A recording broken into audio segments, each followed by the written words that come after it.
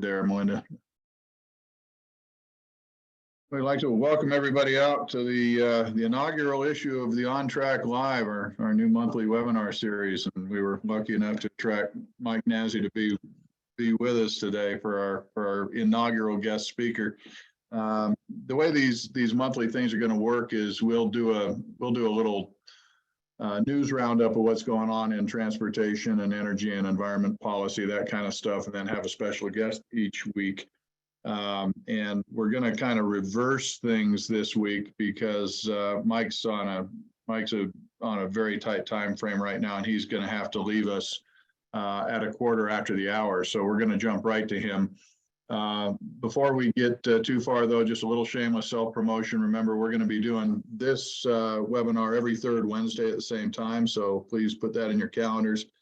Our fall conference is coming up in September at Cheyenne Mountain Resort in Colorado Springs, September 18 to 20. Make sure that's on your calendar too.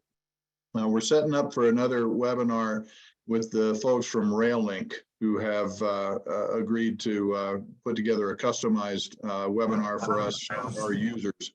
And we've got a survey in the field right now at that link, or Melinda could send it to you. That survey is only going to be open for a couple more days. So if you've got questions or concerns about RailLink or their service, please fill out that survey so that we can make sure that webinar is tailored to fit exactly what you need. And then finally, get the word out on NCTA's member-dependent scholarships. The applications are due July 31st. That'll be here before you know it. We're very proud that NCTA has awarded over $300,000 worth of scholarships over the years, and looking for some more kids. So this isn't just the folks who come to the NCTA meetings. If you're an NCTA member company, this can be for the dependents of any of the employees in your company. And on our website, we've got some posters and things that you can use to get the word out to your folks. So glad to have you do that. I'm going to skip over a bunch of the slides I was going to cover and get right to introducing our speaker. Many of you know Mike Nazy is very one of our most popular speakers at the conference. He was also at our spring conference earlier this year and was doing on-the-minute updates as things were coming in just prior to his presentation. He's serves as counsel to REAs and other electricity generators, has practiced before state and appellate courts, well regarded in the industry.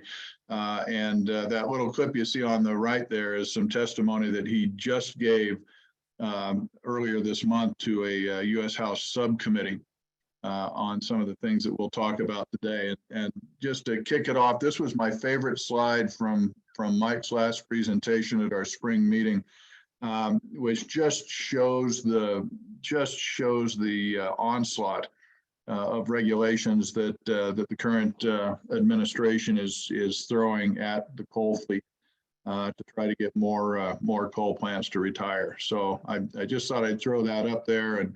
And Mike, thank you so much for, I know your time is very precious right now. Thank you so much for joining us. To everybody else, if you have questions as we go along, please feel free to type in the chat box. I'll be keeping an eye on that, or raise your hand if you'd like to ask questions as we go along here. This is going to be more of a conversation than a presentation right now. So with that in mind, Mike, how would you like to get started? I mean, you want to look at this slide for a minute, or should we jump in? Yeah, I guess the good news for everybody who attended the conference in Scottsdale, I didn't get a chance to talk about the new carbon rule because it actually was released the day after our event. And apologies for my voice. I'm battling a little sinus infection fun here, but I'm hopefully good enough to make it through the conversation. There's a lot on this slide, and of course, the big news of the day really is that which we did not cover in full in Scottsdale because EPA was holding their proposed new carbon rule for coal and gas plants until that day after. I made some predictions, John, that day. They all proved to be true, and maybe even underestimated how bad this rule would be. But a couple of high-level points that I predicted that came true is that They are imposing a carbon capture requirement on not just new coal, but existing coal. If you want to have a plant have a life that goes beyond 2040. So the structure of the way they've done the rule for coal is pretty straightforward, although highly illegal, I will predict. They've subcategorized the whole fleet based on, hey, are you willing to tell us you're going to retire by a certain date? And if you are willing to retire by a certain date, we won't impose the additional restrictions of the longer life of plant facilities. So the way that works is if you're willing to, and really the big date for everybody to keep in mind is January 1st of 2030.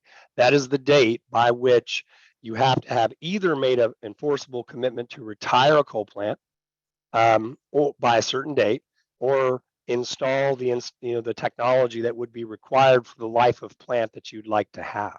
So a lot of the customers of your members and your members are going to be faced with this really difficult choice. And we should go into that coal standard a little bit and how that breaks out. But before we do, John, just high level, the other thing about the rule that was even worse than I predicted was that they went after natural gas in a pretty significant way. Not just new natural gas, but also existing high utilization combined cycle gas and even some large simple cycle combustion turbines. And we won't dwell on that because that's not the core business of your members, John, but as you well know, the impact of that gas standard on the grid, right, is going to have a significant impact also on the viability of coal. In a very interesting dynamic, perhaps not one that EPA intended, the significant curtailment on new gas is actually going to make existing coal much more valuable, and arguably will prevent some retirements from happening until the date that EPA is imposing. Now, I think ultimately, and we'll talk about this more, John, this rule has got major legal problems. It may or may not be stayed by a court, but in the meantime, it really does create some very interesting dynamics. In the words of some of my clients, without disclosing their names, it supercharges the valuation of their coal plants until such time as they would be forced to retire. And for those of my clients that are planning on building new gas, we're in the middle of a integrated resource planning. We have frozen our new gas builds because this rule, and I'll hit those, the two things everybody needs to know about the gas rule, and then we'll focus the rest of the discussion on coal if you like, John. But basically, if you're a new gas plant or you're an existing baseload gas plant, by 2032, you either have to have started co-firing low GHG hydrogen, and we'll talk about what that is in a second, or you've got to commit to a 2035 installation of carbon capture, something that has not been done at scale at any gas plant, let alone commercially at a coal plant. So what really gets crazy is that in 2038, the EPA imposes the hydrogen co-firing at 96%. So basically, by 2038, if you're an existing combined cycle gas plant, or if you want to build a new large gas plant, you've got to burn almost entirely a fuel that does not exist right now, because low GHG hydrogen is, by the way that the DOE and various other calculations for the tax credit work, basically a renewable powered electrolyzer. It's not hydrogen from a steam methane reformer. It's not the 99% of hydrogen that exists out there right now. It is a hydrogen that literally does not exist at scale commercially and will require a totally separate infrastructure to co-fire at that rate. So mind-blowing, actually. Will they finalize that rule, John? That's a different question. But I wanted to at least hit that high-level context that people could understand that the gas stuff is so bad that the coal stuff, although still also bad, in some ways actually kind of rehabilitates the existing value of the coal fleet until such time as these deadlines drop, and we can talk more about that later. That's fascinating, and I appreciate the comment on the CO2 proposal being highly illegal. If we think back to that chart I showed to kick you off, Aren't a whole bunch of those other rules on that chart that EPA is rolling out also in that category of highly illegal?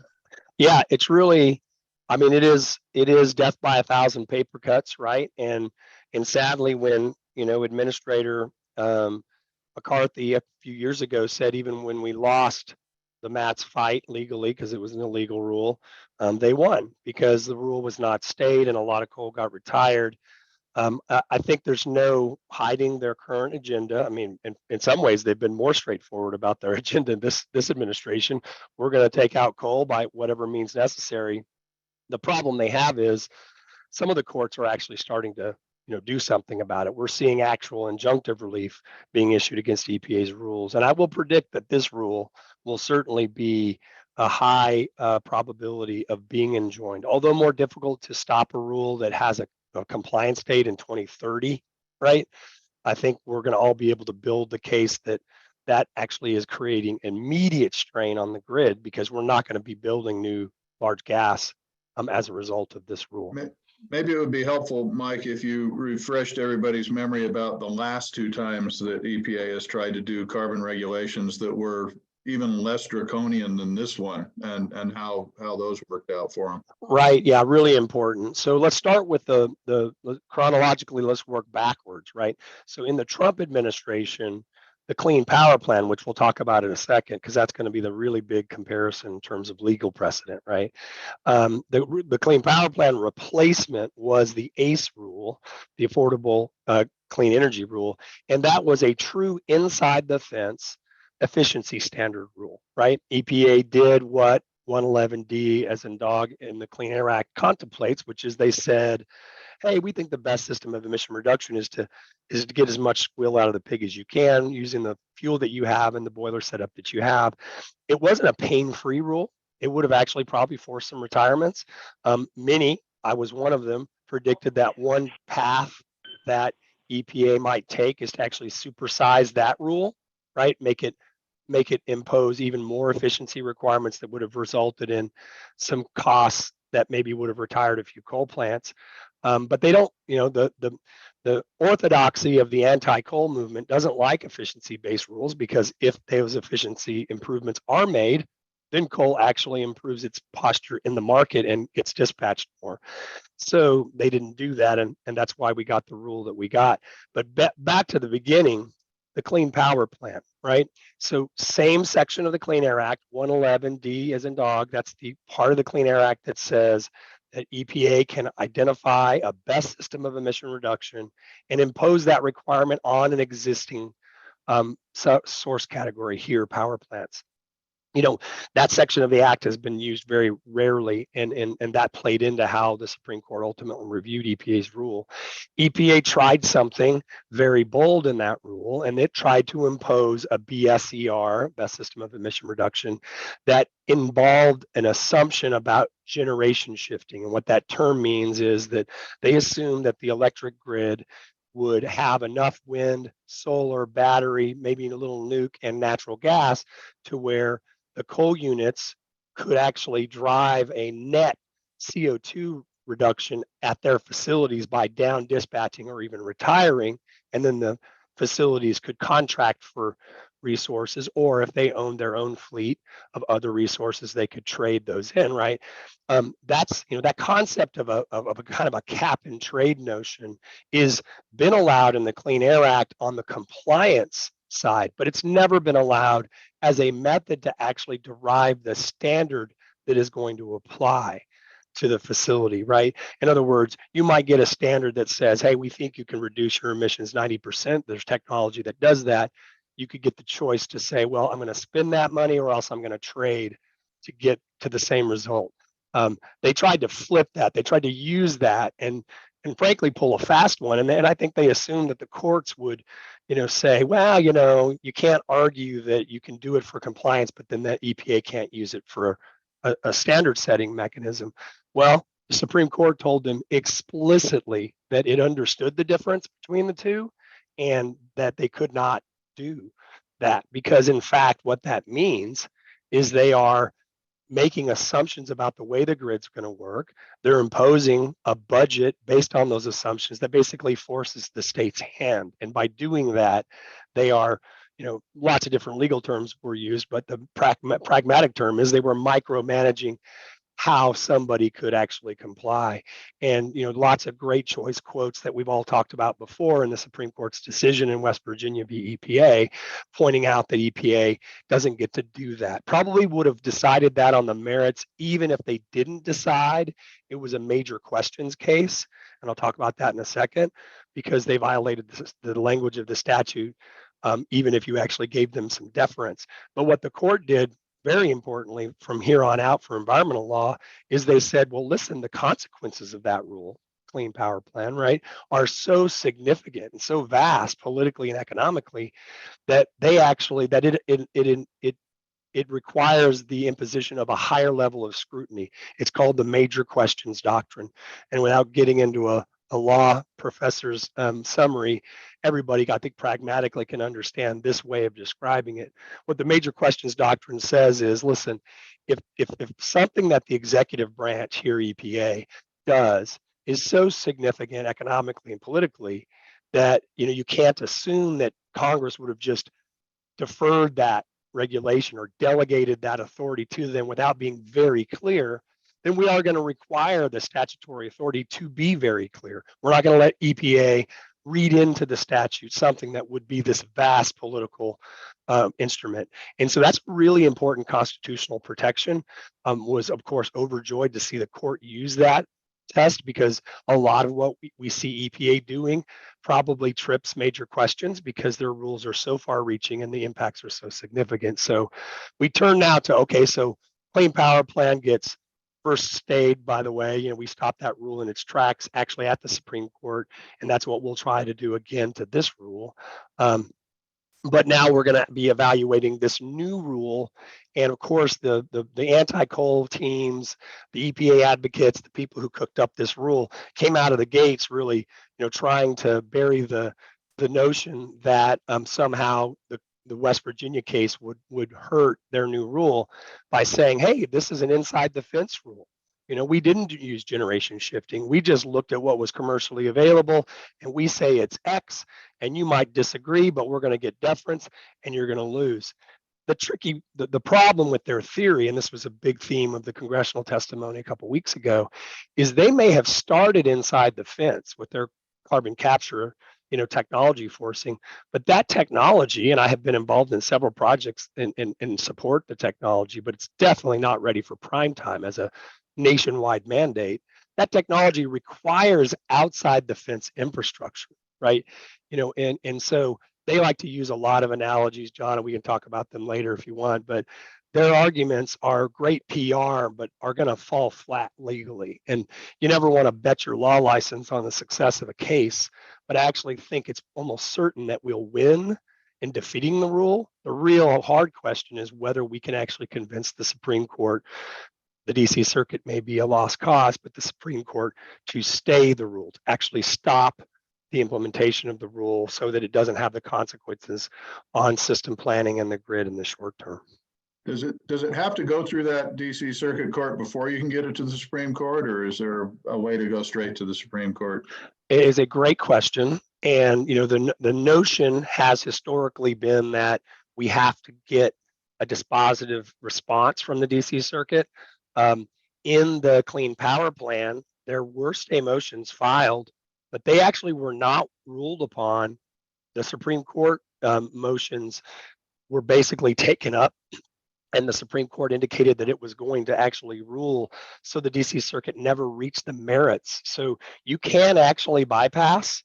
It's not preferred, but now that the Supreme Court has done it, I can envision that I know that we're all having conversations about what's the right strategic move to make. Some will probably continue to believe that we need to ask the DC Circuit because they may actually have to agree, especially if we have huge grid problems this summer or this winter that might influence them because of the irreparable harm of the injury. But, I can envision that the relief that we'll ultimately get will probably again be Supreme Court relief. the last time it was state of West Virginia, and it was a collection of state attorneys general who all got together and pursued that case. Is that how you think it's going to work out this time as well? Yeah, for sure. It was 19 states, I think, in the end, with some, supports from others.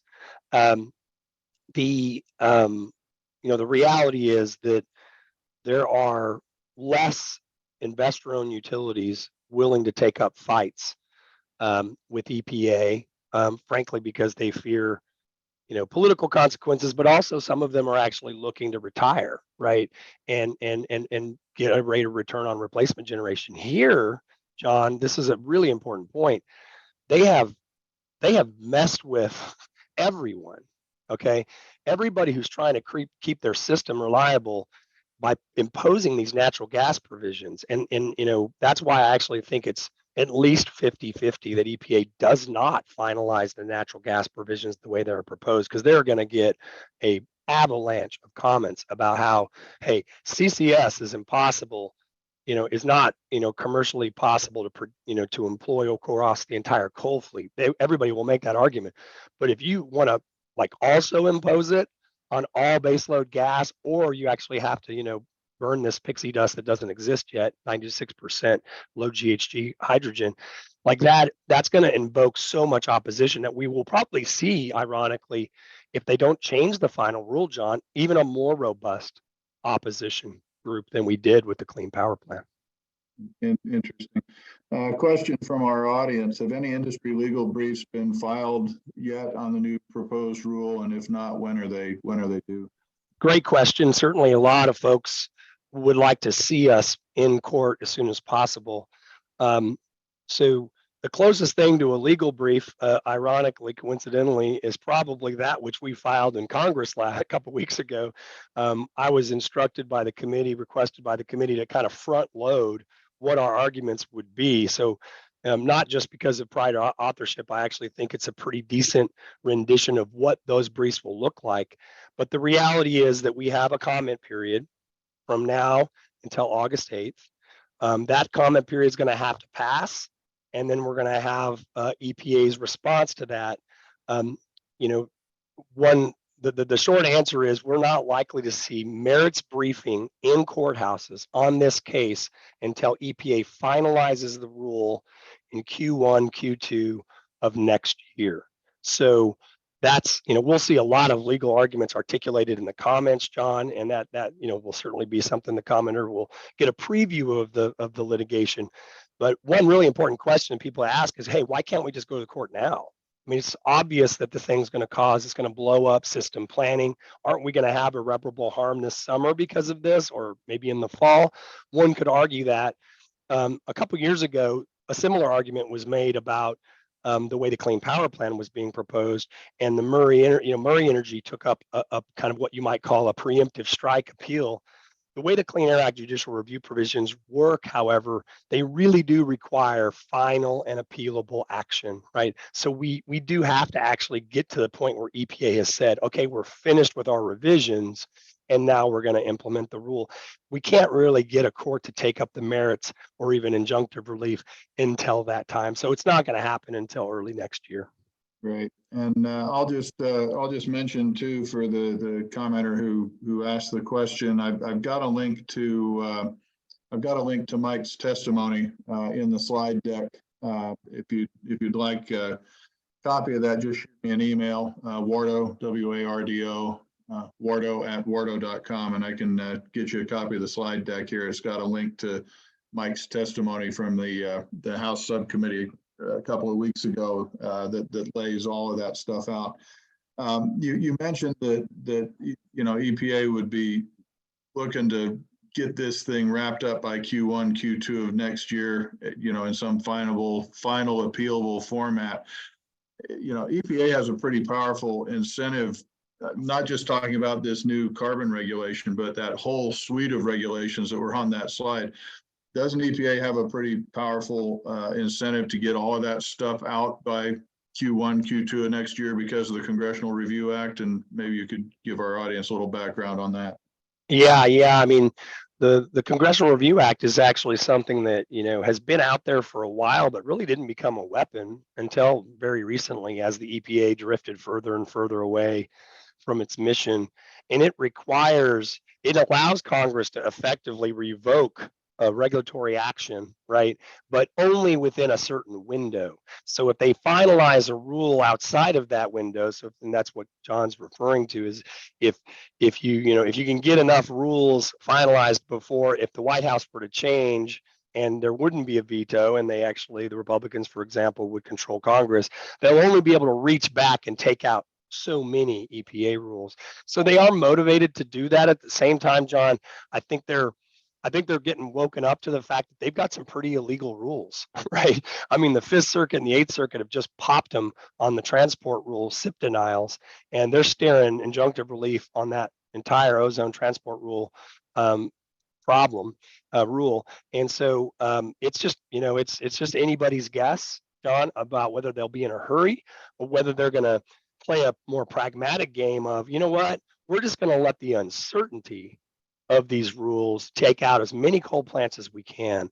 And that is the most difficult thing for your members. And I know they deal with this every day. Is it's one thing to not be able to build a new plant, right? Because of regulatory uncertainty.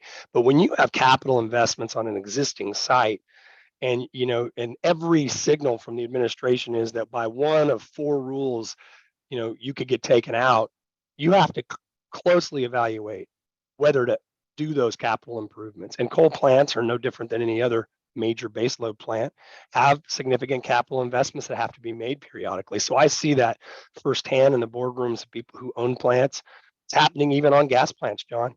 Like that's a game that EPA could play, is that they're just going to bleed us out of a few more facilities. But I do think that the kind of discipline of the party and the anti-coal movement, and frankly the anti-fossil movement, is going to motivate them to go final, so they can say, hey, we did this, and maybe even take it to the world stage and say everybody should do these things.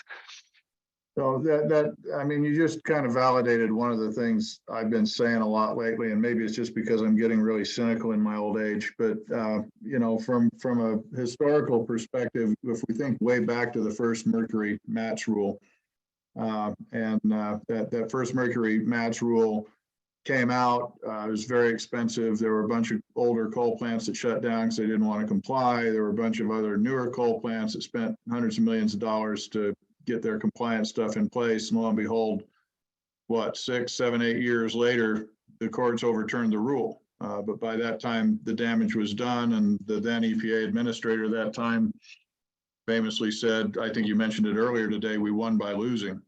And so, I've got to wonder, I mean, does this administration know that they're pumping out illegal rule after illegal rule because they want to win by losing? I mean, let's just scare people away. We'll close the coal plants, and that accomplished our objective, whether it was good regulation or not. Am I being paranoid here? No, I mean, there's definitely a whole faction of people within the political appointment realm that I think clearly are following that orthodoxy, right? And the only difference between the prior fight and this one is that, when the MATS rule happened, and when we were bringing challenges even against the early Clean Power Plan proposals, we had rather healthy reserve margins in PJM and in MISO, even in SPP. ERCOT was getting more slim. California already had problems, but that wasn't really relevant. It was almost a cautionary tale that nobody was able to pay attention to. Now we've got, the pair of two hearings that occurred in the first 2 weeks of June were extraordinary, right? You had national FERC, NERC officials saying we cannot continue to lose dispatchable generation, and specifically in response to questions from Senator Manchin, coal at the pace we currently are. And then in our hearing, you heard that again in spades from utility operators and experts. And and we've already seen some injunctive relief issued by courts concerned about impacts. I mean, there is a whole different set of facts on the ground today, and EPA's theory about being able to drag things out and avoid injunctive relief, I think, has proven to be weak and will be proven again. Like I said, it's a little more difficult to prove how the grid will be impacted by a rule that doesn't go into effect until January 1st of 2030. But one of the slides I included in my testimony, I'll just defer to everybody who wants to look at it, is to actually, at the request of the committee, say, what does the timeline actually look at? And I actually put a graphic together that said, okay, here's the comment period. Here's the period after the comment period where states do their plans, right? Until the state does their plan and gets approved, you really don't know what is expected of you. That date is going to be in the 26, 27 timeframe. So you're only going to get 2.5 to 3 years tops to do what you're supposed to do. And the idea that we could build CCUS across an entire fleet of coal and gas plants, build thousands of miles of CO2 pipeline, get permits for geologic sequestration, or alternatively for the gas fleet, generate a fuel that's never been generated, low GHG hydrogen, and get it co-fired in almost immediately. Those kinds of realities are going to actually put a huge strain on the existing grid. And so what we're going to have to do, John, is we're going to have to prove to a court that, hey, those capital decisions that coal plants are not going to be able to make, and it's going to force them to retire, and the lack of new gas because the investment, the confidence is not there. A little bit more difficult. We're asking more of courts to actually decide that. But if what we do have is PJM, MISO, SPP, ERCOT, all these RTOs right along with us saying, guys, you cannot do this, that is a game changer, right? We've never had these neutral broker grid operators expressing concern at the level they are now, and that will come in quite handy, as it should, when the courts are reviewing these cases. So we've got some very interesting times ahead for sure. That's great. Just a note to the audience, we've only got Mike for about 10 more minutes. So if you've got any burning questions that you'd like to ask Mike, or a different direction that you'd like to steer the conversation, please speak up now or send a chat so that we can hook that into there. I'm going to ask my Schadenfreude question now. Schadenfreude being that thing where you're not supposed to feel bad about someone else's misfortune. You're not supposed to feel good about someone else's misfortune, but you just kind of can't help it. Is it going to take one of these major blackouts to motivate people, or is it going to be enough having the PJMs and NERCs and others coming in, sounding an alarm, or do we just need to wait for a catastrophe? Well, I used to believe, John, that a catastrophe, a loss of load event, would be a game changer. But honestly, it happened in Texas. We killed 700 people at least. Could have killed 30, 50, 60,000. People don't even pay attention. Just, I talked at length about that in your event. I won't repeat it here. That ERCOT example showed how broken our system of information is, right? The spin that immediately, came out of that from, for example, the renewable industry, right? Oh, it was all about gas. And even you heard the word frozen coal pile. These are almost comical distractions from the fundamental problem, which is a grid as massive as the Texas grid becoming a full third weather dependent, right? And yeah, gas resiliency is an issue. In fact, it continues to be. PJM's experience this winter was just another reminder. But all of that screams that we need to keep coal and nuclear, viable because it's fuel resilient. The statistics of what happened during Winter Storm Uri are so compelling about the value of fuel security, and yet the popular press and even a lot of smart people that I hear keep on responding to comments about Winter Storm Uri. Well, that was really all about natural gas, and some of them even say frozen coal piles. But when you look at the actual doubling of the generation from, for example, coal in SPP and MISO relative to installed capacity, and the plummeting of wind and solar, it's shocking that kind of misunderstanding and frankly misinformation can come from an event. So I'm not even convinced that, like this week, today, John, yesterday we were within 2,000 megawatts of another massive system problem. We had EEA, we had an emergency alert in Texas. because yes, it's hot, but it's also because we have almost 40,000 megawatts of wind that produced a measly 4,500 megawatts, right? And so when you do that, when you put that much pressure on missing that much of your fleet, you're going to continue to have these issues. Here's what most people don't understand.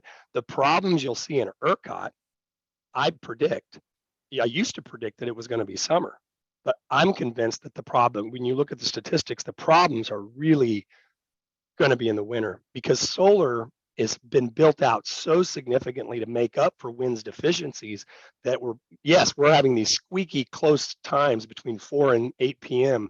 every night, and we will continue throughout the summer. And all it takes is a cloud bank, right, and one thermal natural gas outage, and we will be in load shedding. I mean, like, it's going to be that close all summer, and that's just embarrassing, by the way. Irresponsible, ridiculous for the 9th biggest economy in the world to be, literally subject to that. But in the winter, solar's accreditation and MISO and SPP is, you go out to 20, 30 years, like 1-2%. So there is no way to make the math work. There's no battery big enough. And so sadly, I'm going to be the half empty guy and say that we could have outages and still not wake the country up. But the half full guy in me is, at least the RTOs now know from the very painful lessons they have learned from Uri and Elliott that they can't just sit neutral anymore. They have got to actually start saying something about the loss of thermal dispatchable energy and the exposures therefrom.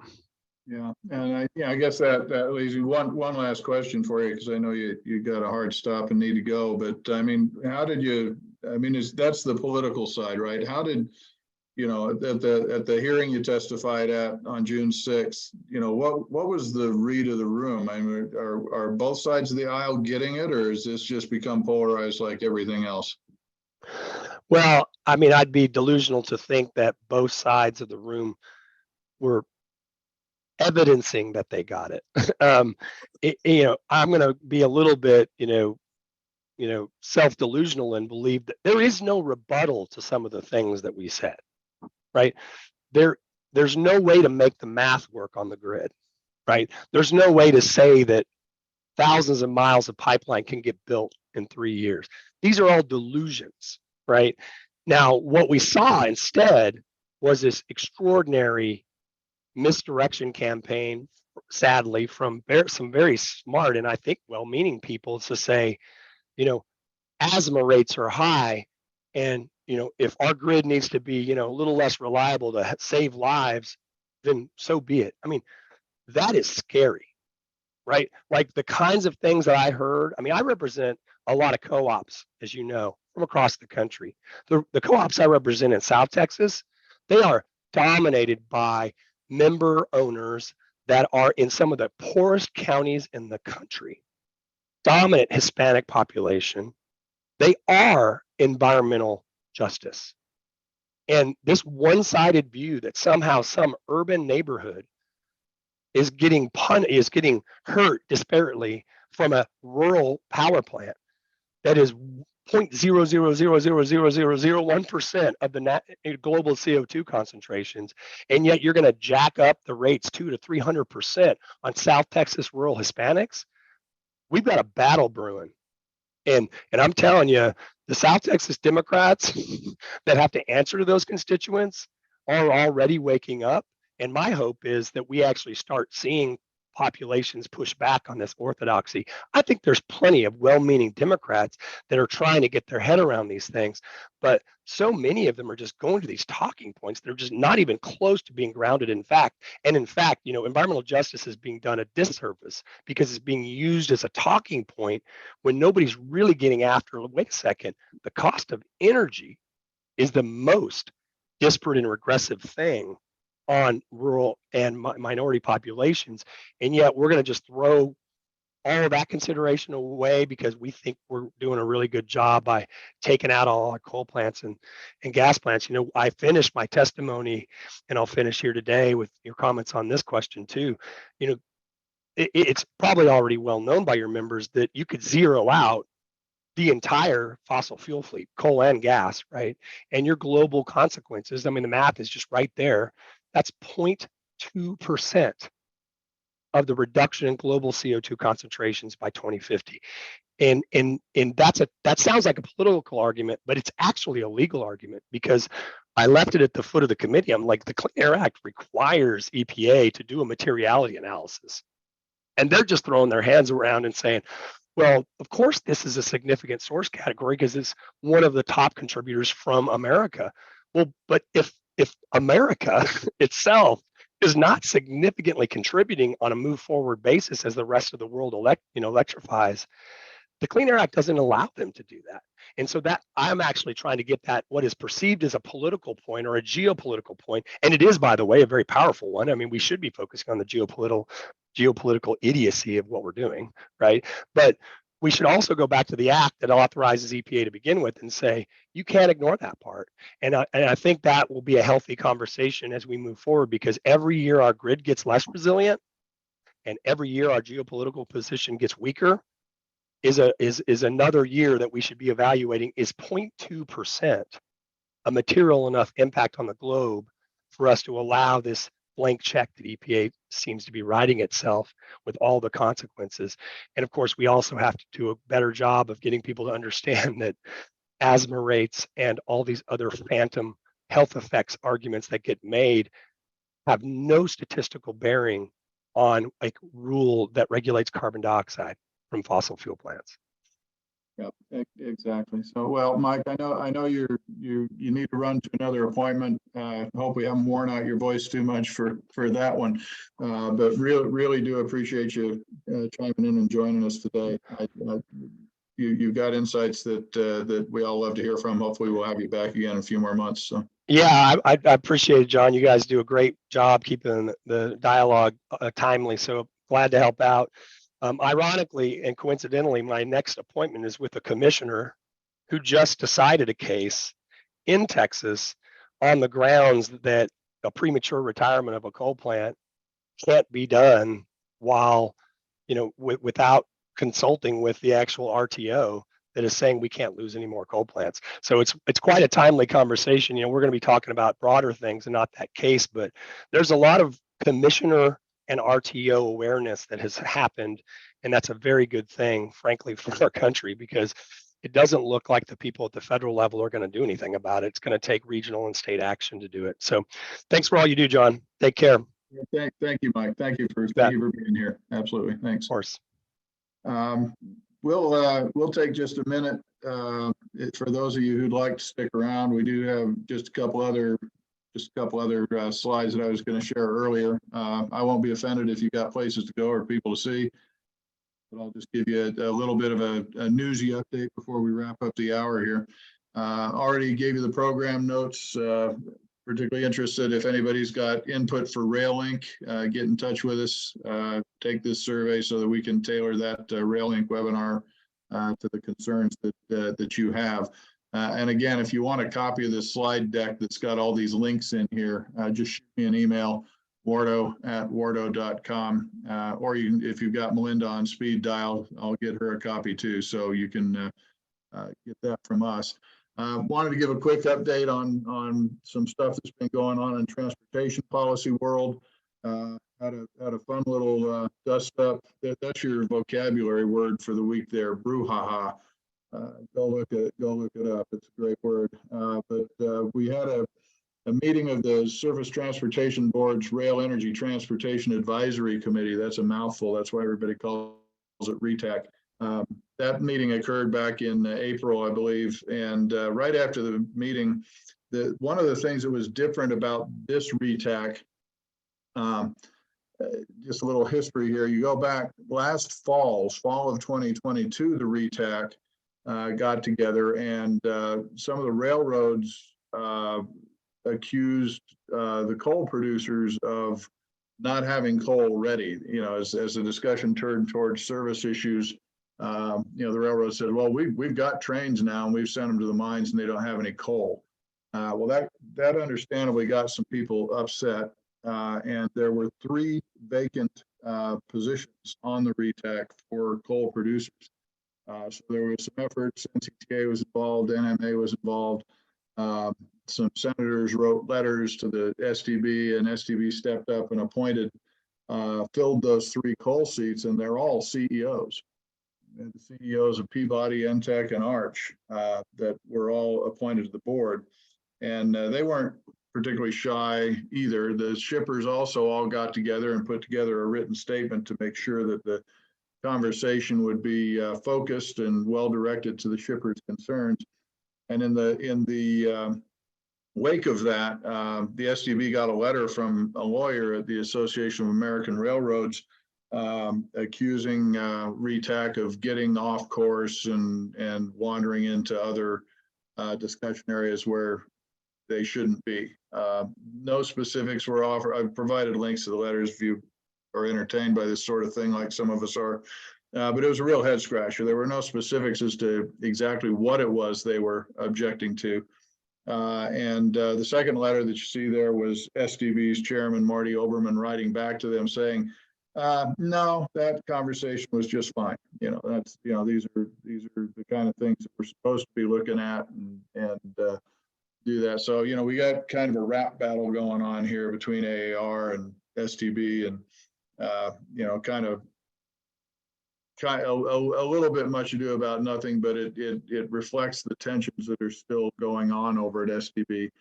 STB has been lately signaling, as we pointed out previously, there are a whole bunch of open rulemakings at the STB that might help change some of the incentives to incent railroads to provide better service to their customers. Those have been kind of bottled up as STB has been distracted by the CP-KCS merger and other issues.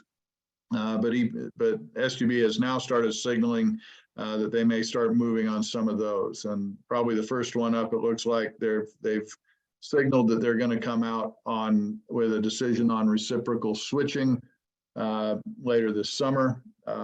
That's an issue that doesn't bear as much on big unit train fleet folks like us.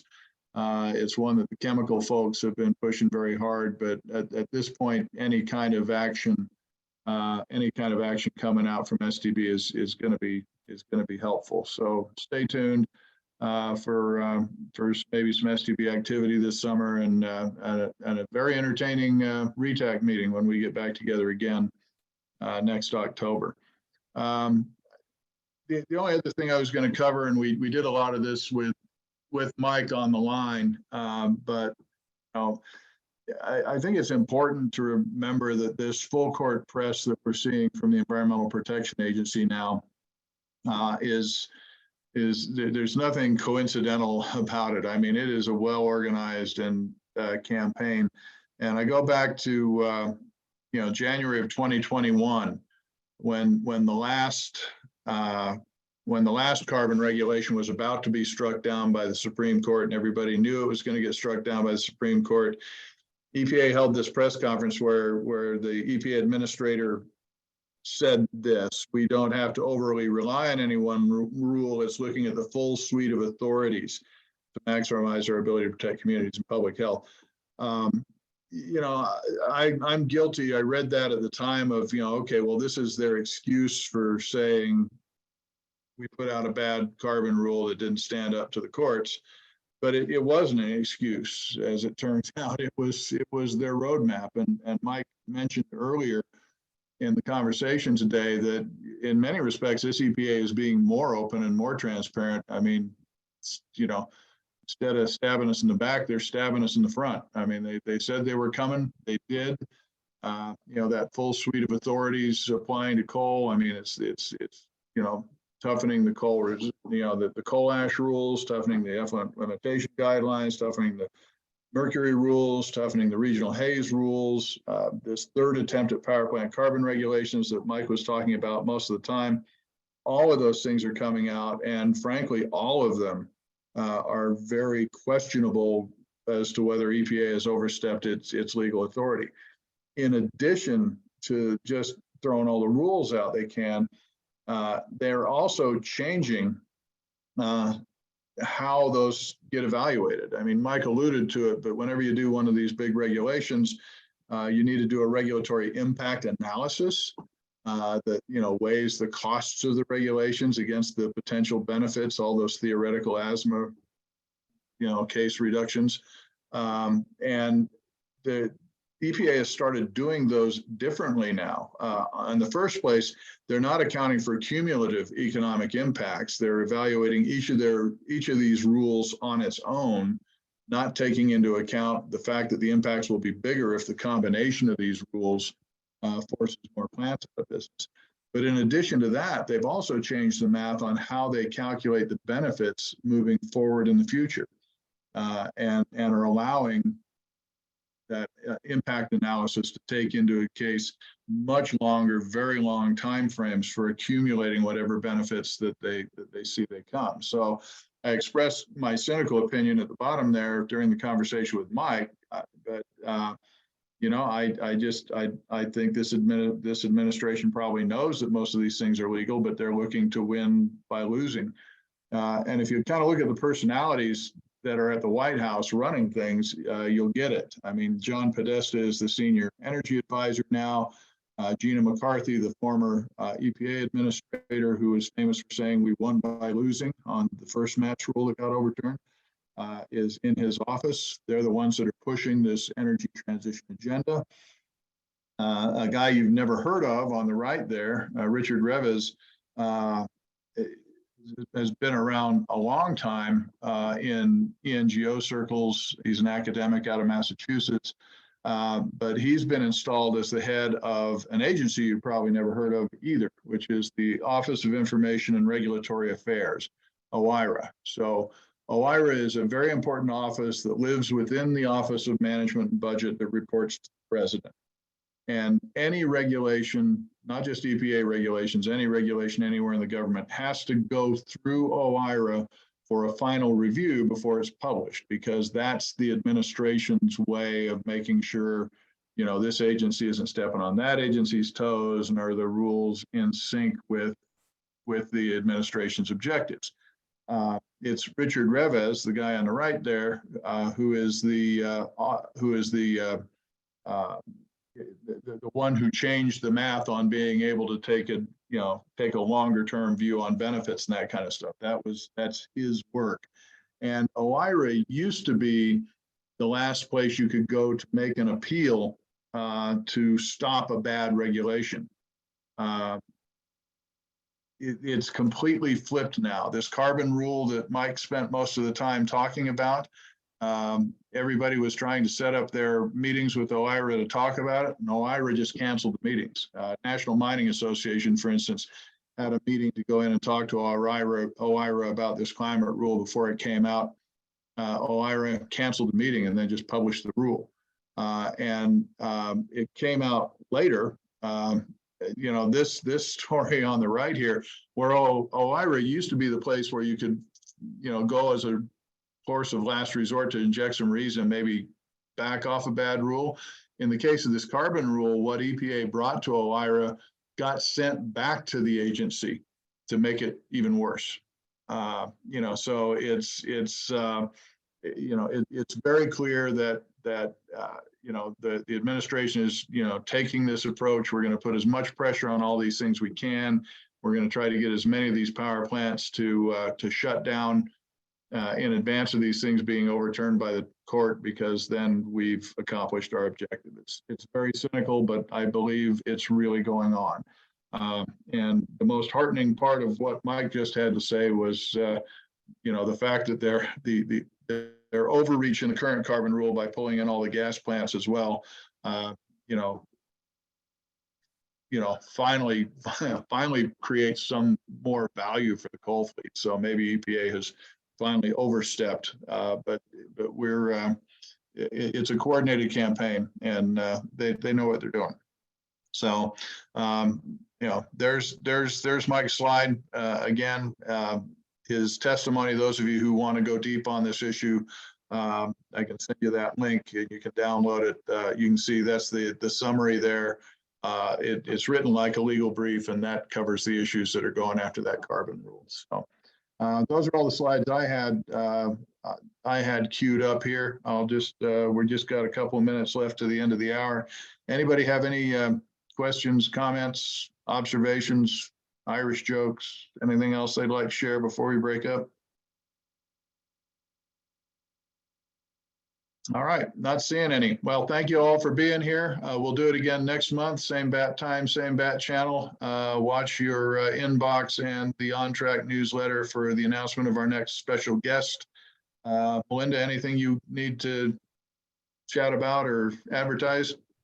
No, I guess the only last thing that I would say is please get out the information on the scholarship. If you haven't distributed that within your company, please do so, and do so far and wide. You know, if you've got a mine, if you've got whatever, get it out to everybody within your company.